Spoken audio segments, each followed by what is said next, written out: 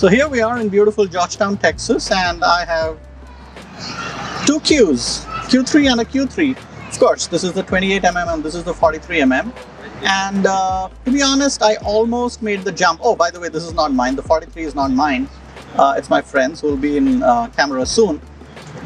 I almost made the jump. I put this up for sale and then I held myself back. And I have my reasons why I held myself back, which is what I want to talk about. So if you're on the fence, if you already have a 28 and are not loaded enough to buy the 43 and keep both, then you might want to see this. So my number one reason for sticking on with 28 was you can always crop in, you cannot crop out. And when I'm shooting street, I want that freedom. I mean, any street photographer will tell you, or even an event photographer, that you are never going to nail composition when doing street or events. So the necessity to crop is always there, and I prefer a wider lens to a narrower lens and really crop in. So that's my number one reason.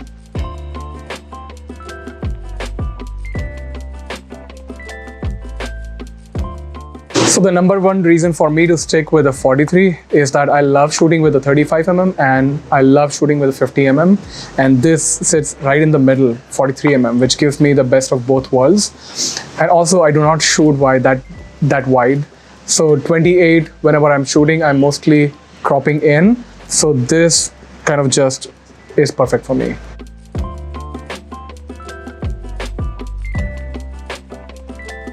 So the second reason is that for whatever it's worth, a 28mm being wider than the 43 at the same aperture will have a little more depth. Now when you're doing layering in street and you want foreground, midground, background, everything in sort of focus, it's always better to have a wider lens than a narrower field of view lens, because you get better depth of field. So if the light is not great, you might actually help your cause by shooting at a slightly lower ISO or even a wider aperture and still get the depth. So that's my reason number two.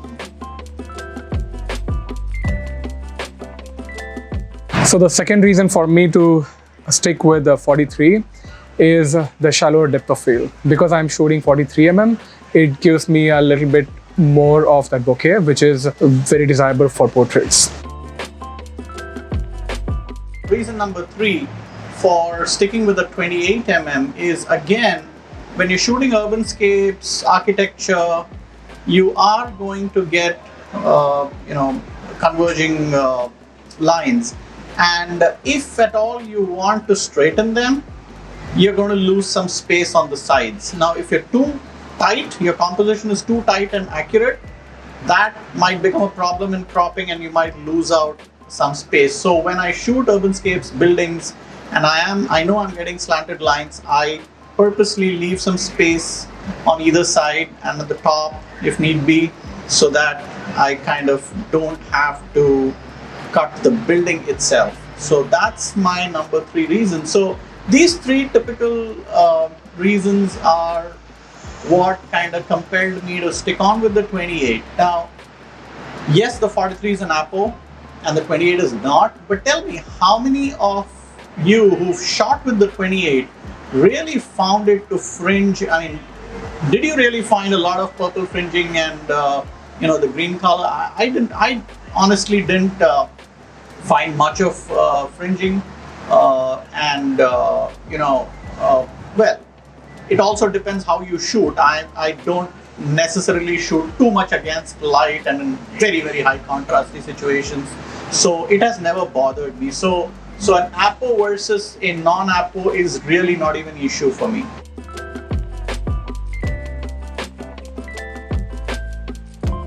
One reason, which is composition. And in composition, the way I shoot my subjects or the way I shoot my photographs, I don't like to shoot subjects that are very close to the camera. And when I'm using 28mm, then I'm having to go very close to them. And if I'm not, then that means that I'm shooting very wide, and then I'll have to crop in a little bit later on in post. And then also like the second part of the same reason, which is the way I see my subjects. So when I like something attracts me and I want to shoot it, it's in my mind. And then when I'm picking up the camera, and then when I was picking up the 28, I feel that right away I will need to work on it in post.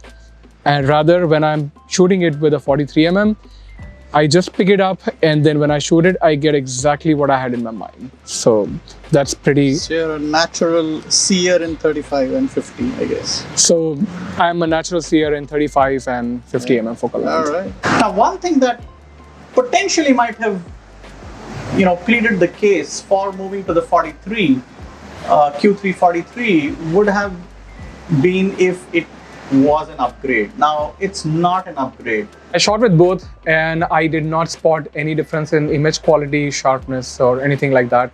Unless, of course, you're shooting at a certain aperture, then you might see the difference in the background blur. But other than that, I did not spot anything. It is pretty much the same camera with just the lens changed. Now, since the Q3 released and the Q3 43 released, Leica has introduced a few things: the authentication, content authentication. The M11 monochrome and the M11 came with inbuilt memory.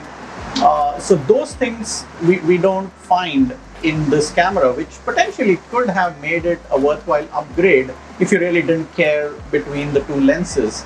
But that's not happened. So really, what are you paying that $1,500 extra for? It's pretty much the Apple lens, right? That's what it boils down to.